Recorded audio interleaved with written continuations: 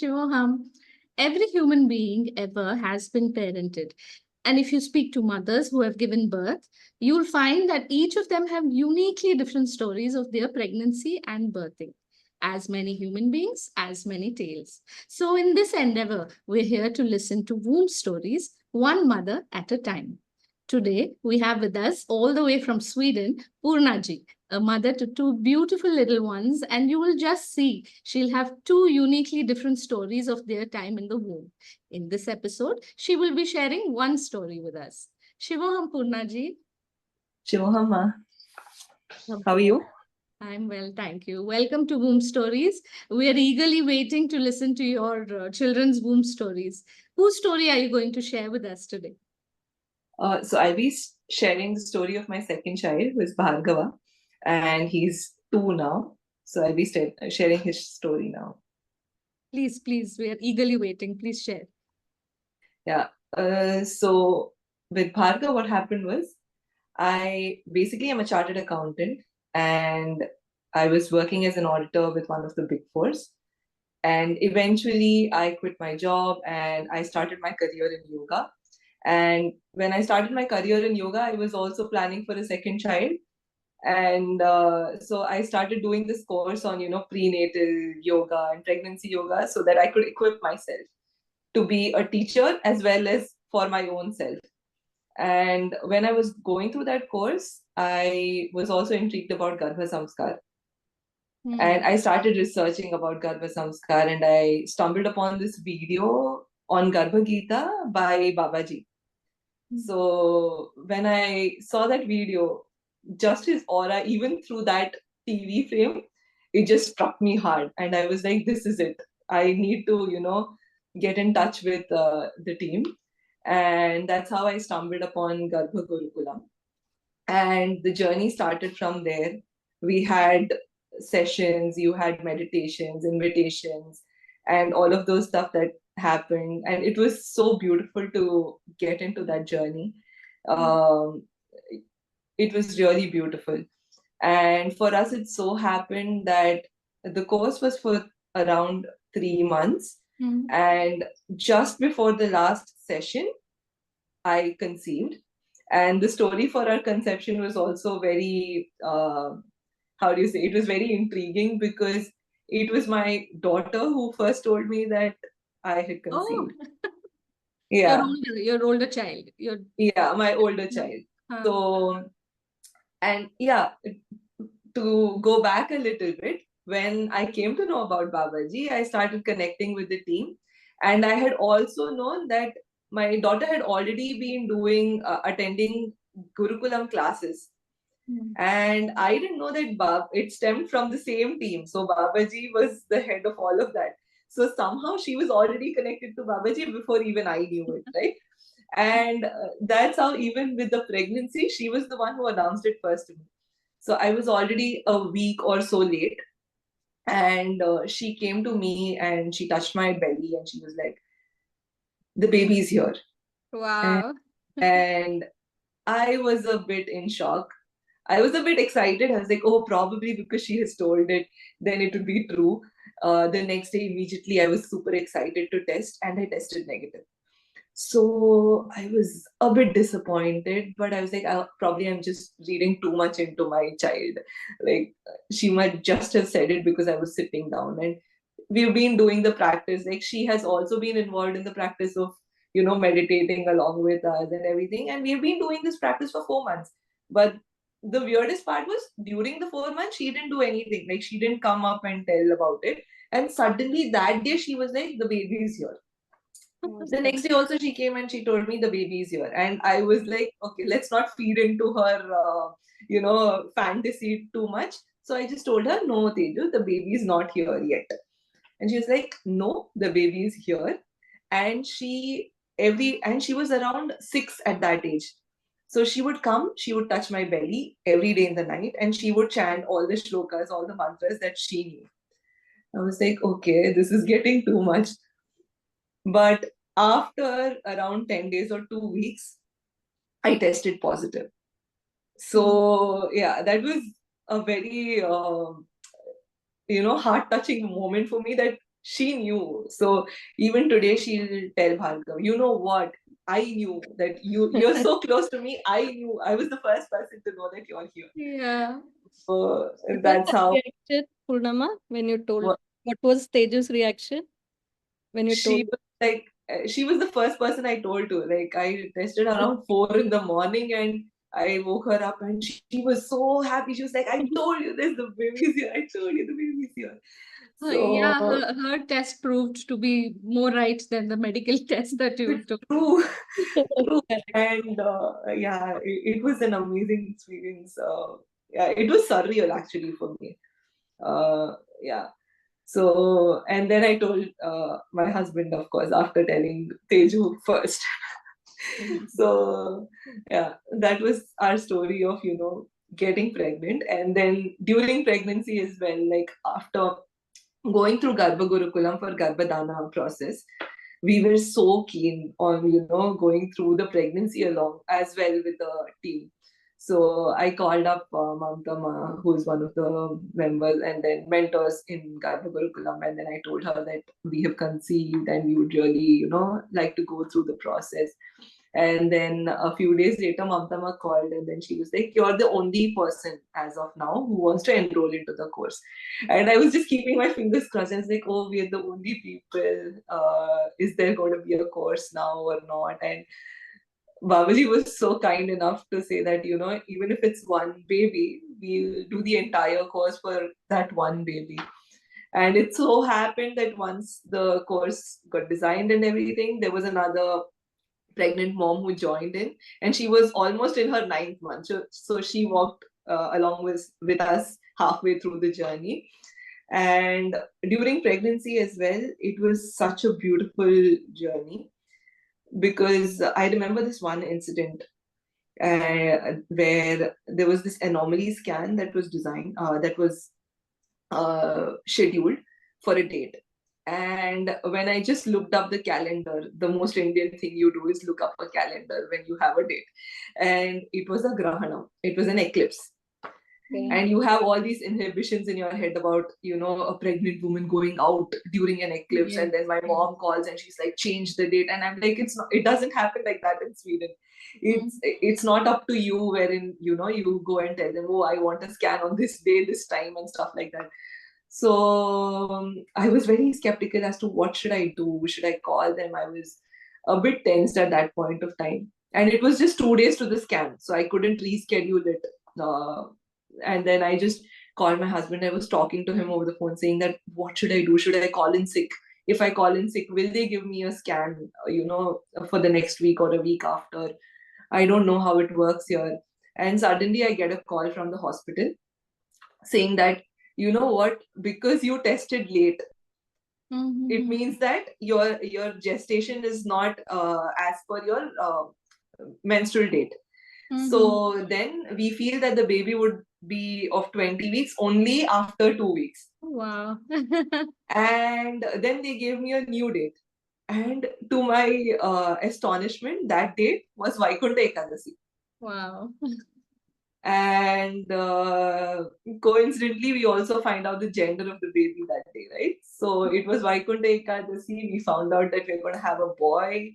And also, another coincidence was that, of course, there are no coincidences per se, but we have a scan of his, which has like two padams, the one that, just like you have Krishna's Rangoli that we put. So I still have that scan and I have written it in my book down that, it's Vaikunta Ekadasi and I get two small padams, exactly those two legs. Otherwise, he was super unstable during the scan. He was running around, he was like rolling around, and you're like, oh, why is this child so hyperactive? And the only scan we got properly was that of his 2 feet. So that was one of the stories during pregnancy that is very vividly etched into my memory. Yeah, and then we also had the entire delivery process that happened, and that is another big story because uh, we went to the hospital. It was the middle of summer in Sweden, so it's in the mid of June. But that day it was like super cloudy. the sun was not supposed to come out, and it was super cloudy and a bit cold as well. And we rushed to the hospital. And then the midwife told me that, the baby is supposed to be head down. So, head down, and the face is also supposed to be uh, facing the ground. So, head down, and the face is supposed to be turning down. And that's how you have a normal delivery. But in this case, he was facing the sky. And they asked me if they didn't detect this during the scan. And I said, no, they didn't. Because in such cases, a normal delivery is very difficult, apparently.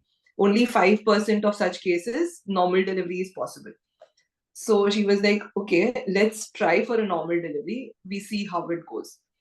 And we started the process, and suddenly the midwife out of nowhere says, is he waiting for the sun to come out?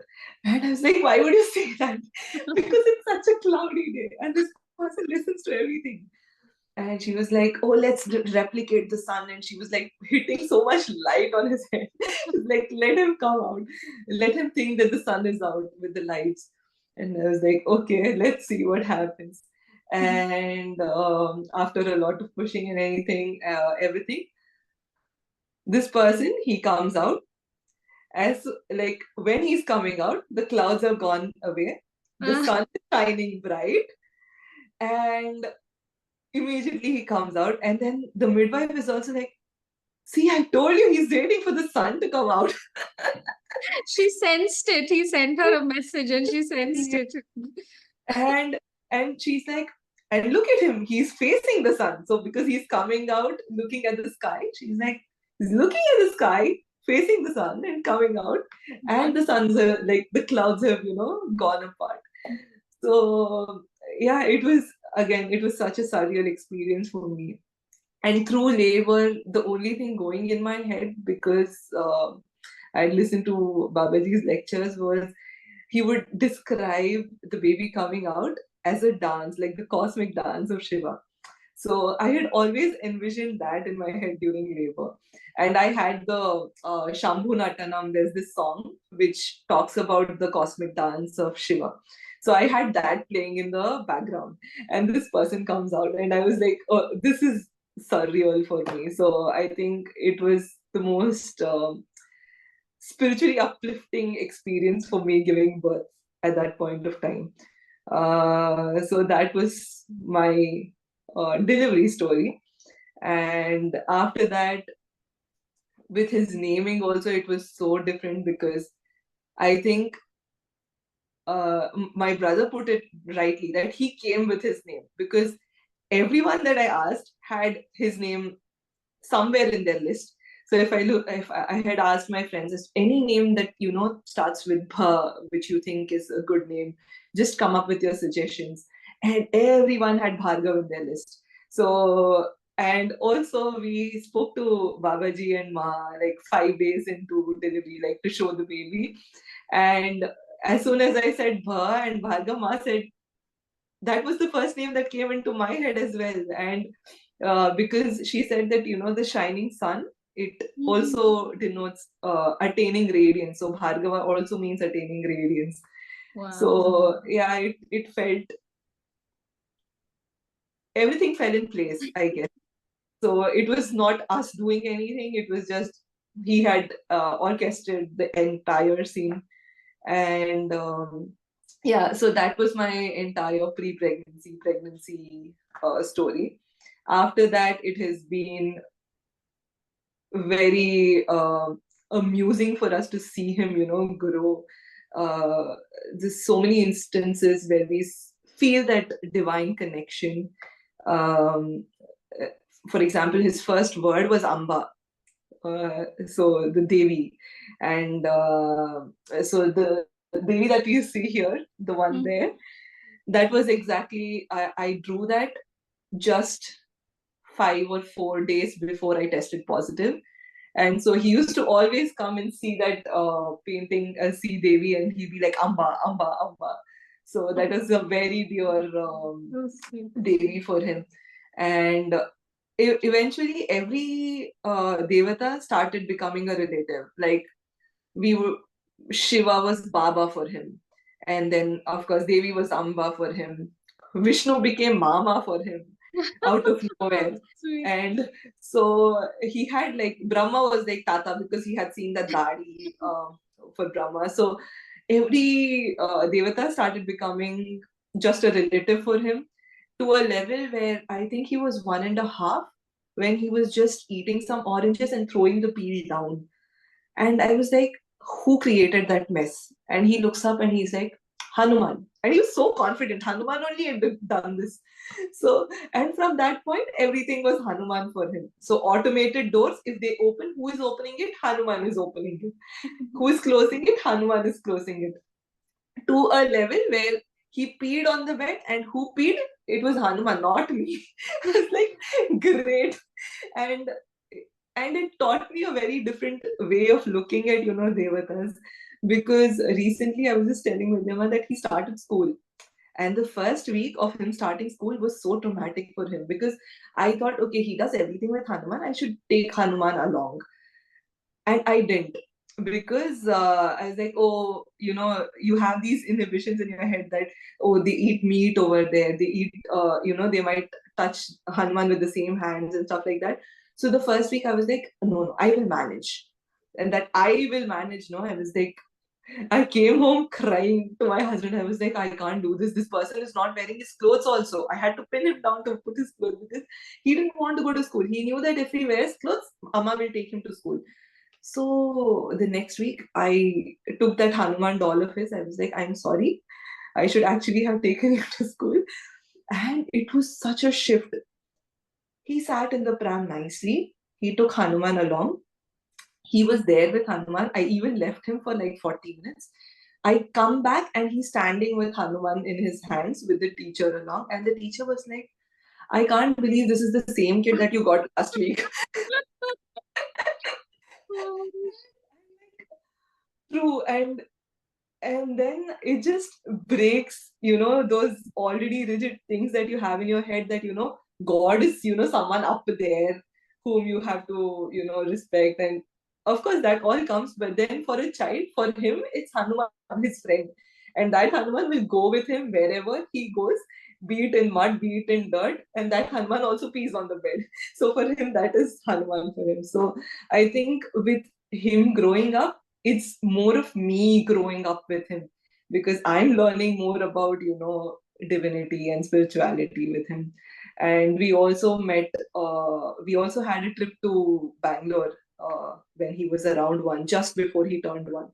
He had so much stranger anxiety with other people. He would never go to anyone else. But when we came to Gurukulam, it was like he was home.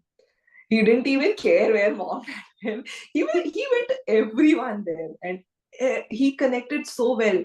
I remember the first time he saw Mamta Ma, he was like laughing. Continuously, he was laughing. And then Mamta Ma held him and he was like cozy, on her shoulder. He's lying down with Babaji, with Ma. He was, yeah, it was as if he just came to us through a medium. His actually family was in Bangalore. He was waiting to meet them. So yeah, I think I would just put it in this way, that it's not that you don't have bumps, or you don't have speed breakers in between, but when you're traveling with someone who has traveled through that path for so many times, they tell you when to slow down, they tell you where there is a pitfall, and you enjoy that journey in a very beautiful way. So I think that is what Garba Gurukulam did for us. It has just helped us, held us by our hand. So Ma and Babaji were literally our parents walking us through that journey, and the entire team. So you get a family minus the judgment that you get from your family members. So it was a very beautiful journey, all in all, for us. That, thank you, Poorna ji. That was really, really wonderful retelling of your from your memories. We had a great time listening to everything from the Ekadashi story to his birthing, waiting for the sun to come out, and then you go on to tell me about his. You tell us about his beautiful relationship with his Ishta Devata Hanuman. Thank you so much for wonderfully telling us. Vidyama, you want to ask or add something? Yeah, that's what I was thinking. Every time we listen to this story, right, it's always goosebump for us. So Purnama is with us from the preconception journey, as she was mentioning, and it's been great knowing you and your family, Purnama, Shyamji, Teju, and now Bhargava. It's as you told, it's definitely it's a family member giving, but we were not there, but we were from here, Bangalore. We all knew, like when you were reaching your due date, when you were probably admitted in the hospital, and when you gave delivery, we were always there with you, with Shamji all the time. So again, going back to those days, I could literally go back, like how it was a situation here, like when we got to know, and when we saw Bhargava for first time online, we saw him for the first time, and it was, I still remember his eyes, the first day, first time we saw, it was so beautiful. He was amazing. And yeah, when we met also, amazing family, amazing kid. So yeah, Amazing stories also. amazing Yes, story. Yeah. yeah. Thank you. And probably, yes, probably we should also meet once again to know story of Teju birth story. Yes. So probably one more Another day we should episode. do that as well. Yeah, Yes, yes, truly. We have to listen to that as well. And we will soon. Thank yeah, you. perfect. I Shiva, would actually thank you, Ma. So I'm very grateful and filled with gratitude towards the entire team. So it's been, like I told you, I think Bhargav is like Babaji and Ma's baby. He's just come out through me. So he's just there. Yeah. that is true. Very true. Shivam. Shivam Shiva, Purnaji, thank you so much. Shivam Vidyama.